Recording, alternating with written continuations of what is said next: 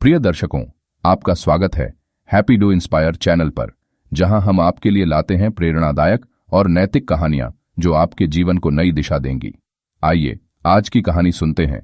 प्राचीन भारत के एक पवित्र नगर में एक महान ऋषि महर्षि वशिष्ठ का आश्रम था। उनके ज्ञान और योग्यता के कारण लोग दूर दूर से अपनी समस्याओं के समाधान के लिए उनके पास आते थे। एक दिन दो मित्र आर्यन और विभु उनके आश्रम पहुंचे। आर्यन एक मेहनती किसान था जो अपनी कठिनाइयों के बावजूद कभी हार नहीं मानता था। विभु एक धनी व्यापारी था जो अपनी किस्मत पर विश्वास करता था और सोचता था कि उसकी सफलता केवल उसकी किस्मत का परिणाम है।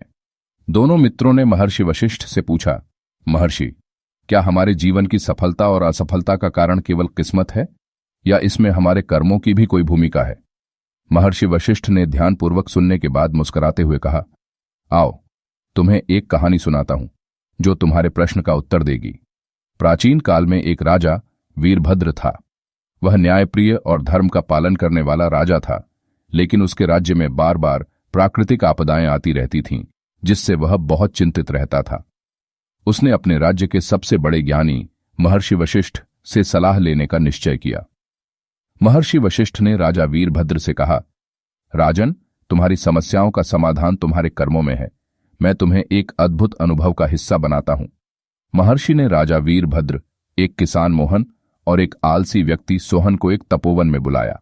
वहां उन्होंने तीनों को एक एक बीज दिया और कहा, इस बीज को बो और इसकी देखभाल करो। इससे तुम्हें अपने प्रश्नों का उत्तर मिलेगा। मोहन ने उस बीज की देखभाल में कोई कसर नहीं छोड़ी। वह हर दिन उसे पानी देता, खाद डालता और उसकी देखभाल करता। वहीं सोहन ने बीज को सिर्फ बोया और सोचा कि उसकी किस्मत उसे फसल दे देगी। राजा वीरभद्र ने भी मोहन के जैसा ही किया और अपनी पूरी मेहनत से बीज की देखभाल की। कुछ समय बाद महर्षि वशिष्ठ ने तीनों को फिर से बुलाया। मोहन का बीज एक विशाल वृक्ष बन चुका था।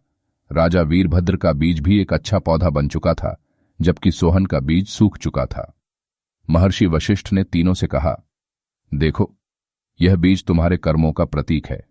मोहन और राजा वीरभद्र ने मेहनत और सही कर्म किए, इसलिए उनके बीज पनप गए, जबकि सोहन ने केवल किस्मत पर भरोसा किया और कुछ नहीं किया, इसलिए उसका बीज सूख गया। महर्षि ने अंत में कहा, कर्म ही जीवन का सच्चा मार्ग है। भाग्य केवल परिणाम है जो आपके कर्मों से निर्धारित होता है। सही और ईमानदार कर्म ही आपके जीवन को सफल और सुखमय बना सकते हैं।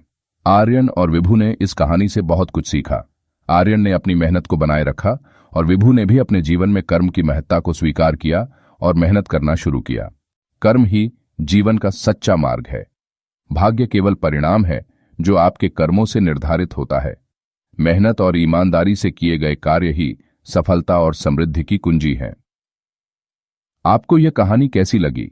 कमेंट में अपनी राय साझा करें और हमारे चैनल को सब्सक्राइब करना न भूलें।